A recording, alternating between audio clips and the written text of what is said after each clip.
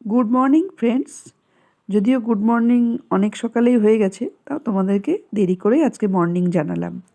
আমি গতকালের একটা রাত্রে রেসিপি করেছিলাম, সেই রেসিপিটাই তোমাদের সঙ্গে শেয়ার করছি। তার জন্য কড়াইয়ে সাদা তেল দেখলে দিলাম।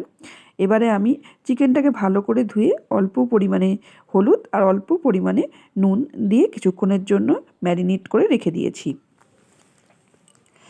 এই মিনিট 15 মতো ম্যারিনেট করেছি। এবারে আমি কড়াইয়ে সাদা তেল যে দিয়েছিলাম একটু গরম হয়ে গেলে তার মধ্যে 3টে লবঙ্গ, 3টে এলাচ ও অল্প পরিমাণে দারচিনি দিয়েছি। তারপরে আমি এর মধ্যে অ্যাড করেছি অল্প মোটামুটি 2টো মতো কুচনো পেঁয়াজ। কুচনো পেঁয়াজটা দেওয়ার পরে অল্প পরিমাণে আমি একটু নুন দিয়েছি যাতে পেঁয়াজটা নরম হয়। দিয়ে পেঁয়াজটা অল্প ভাজা হয়ে গেলে এর মধ্যে আমি অ্যাড করব ম্যারিনেট করে রাখা চিকেনটা। চিকেনটা মোটামুটি 2-3 মিনিট মতো নাড়াচাড়া করব।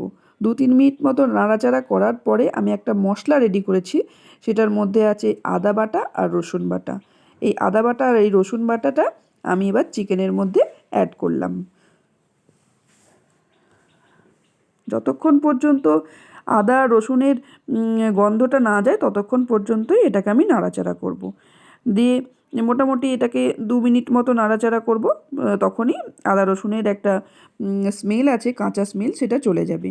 এবারে আমি এর মধ্যে অ্যাড করব ধনে গুঁড়ো। ধনে গুঁড়োটা কিছুক্ষণ আগে আমি জল দিয়ে রেডি করে রেখেছিলাম। যেহেতু এটা ধনিয়া চিকেন, তাই ধনে গুঁড়োটাই বেশি পরিমাণে লেগেছে। আর অল্প পরিমাণে আমি জিরে গুঁড়ো দিলাম। দিয়ে এটাকে আমি ভালো করে একদম নাড়াচাড়া করব। এবারে আমি এর মধ্যে অ্যাড করব অল্প পরিমাণে গরম মশলা গুঁড়ো। তারপরেও এটাকে বেশ খানিকক্ষণ ধরে নাড়াচাড়া করব। আর এই 10-12টা মতো আমি কাজু বাদাম নিয়েছিলাম, সেটাকে বেটে আমি এই চিকেনের মধ্যে অ্যাড করছি। দিয়ে মিডিয়াম লো হিটে এটাকে আমি অনেকক্ষণ ধরে কষাবো। এটা যেহেতু ধনিয়া চিকেন, তাই ধনেপাতা তো অবশ্যই লাগবে। ধনেপাতার রঙটা যাতে ঠিকঠাক থাকে তার জন্য 2-3 কুচি মতো আমি বরফ নিয়েছি, আর একটু লেবুর রস দিয়েছি, আর 4টে মতো কাঁচা লঙ্কা দিয়েছি। দিয়ে এটাকে একটা পেস্ট রেডি করে নিয়েছি। দিয়ে এদিকে আমি চিকেনের মধ্যে অ্যাড করলাম গোলমরিচ গুঁড়ো। গোলমরিচ গুঁড়োটা একটু নাড়াচাড়া করার পর আমি ওই যে ধনেপাতার পেস্টটা রেডি করেছিলাম সেটা এর সঙ্গে আমি অ্যাড করলাম।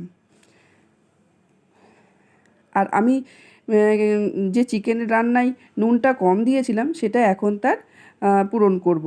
এই ব্ল্যাক সল্ট দেব। এই ধনিয়া চিকেনে ব্ল্যাক সল্টটা খুব ভালো যায়। এবার ব্ল্যাক সল্টটা দেওয়ার পর খানিকক্ষণ নাড়াচাড়া করে আমি এটাকে ঢেকে দেব।